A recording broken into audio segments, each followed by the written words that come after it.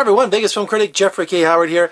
You know, this has been like not only the year of the spy, the summer of the spy, from Mission Impossible to Hitman 47 to Man from U.N.C.L.E.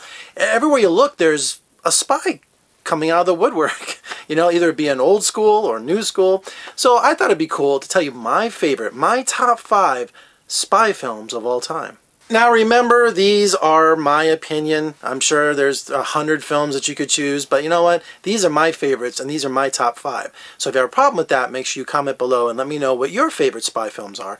And hopefully you have the same opinion as me, or if you don't know these films, check one of them out. Coming at number 5, Quentin Tarantino's Inglorious Basterds with Brad Pitt, Michael Fassbender, Christoph Waltz. Yes, it's a World War II film, but you know what? That's where spies do best. Yeah, the Cold War, yeah, that's a good setting. Yeah, you know, modern day high-tech spies. But you know what? Nothing like wartime. Nothing like World War II, World War I, any war where you have someone who has to go undercover, who could be a double spy, you know, who could just, it's just very exciting. And Quentin Tarantino in Inglorious Basterds just, yes, it's an alternative version, revisionist history of World War II and the death of Adolf Hitler, but it's so well written and so well acted. I mean, Brad Pitt, he is channeling Clark Gable playing Aldo Raine, I'm telling you, and Eli Roth as a Bear Jew, and I mean, this was just one of the best Tarantino films ever, and one of the best World War II films, even though it was historically incorrect, but that was what's so much fun about it.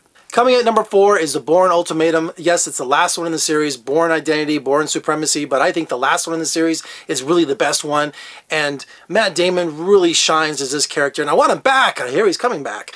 But what's really cool about the Bourne films is the realism in the movie. When he did those hand-to-hand combats, when he was instructing people on how to behave and how he dodged everything, it just gave such a realism to it that, you know, you always wanted to be a spy, but there was always some sort of fantasy element. But when you watch the Jason Bourne films, they just had this realism to them that, you know, anything was possible.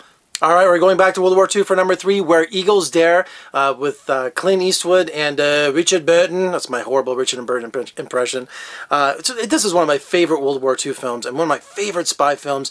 They have to attack this castle. They have to dress in German outfits. They have to get past this whole garrison of German officers in this eagle's nest in this castle where they have to...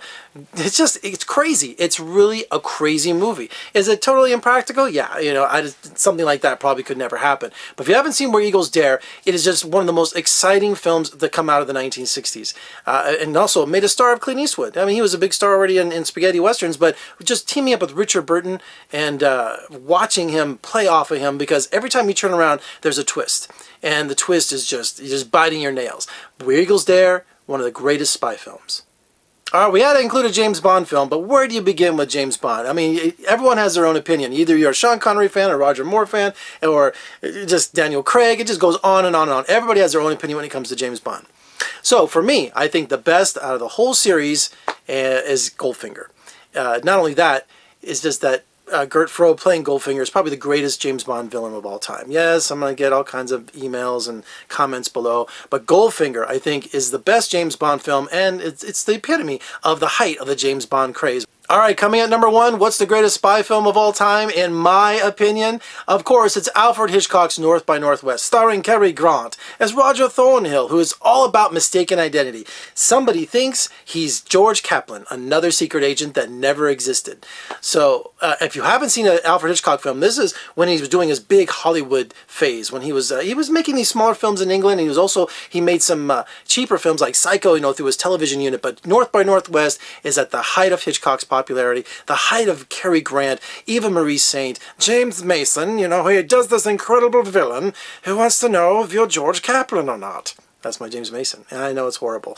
North by Northwest not only is an incredible score by Bernard Herrmann, the opening credits, but just talk about, the movie just starts right away. Mistaken identity. They just grab Cary Grant because that's all they think, he's another spy. And then he actually becomes involved with the spy plot. So really cool twist. Alfred Hitchcock at his best. North by Northwest with Cary Grant and Eva Marie Saint is the #1 spy film in my top 5 picks.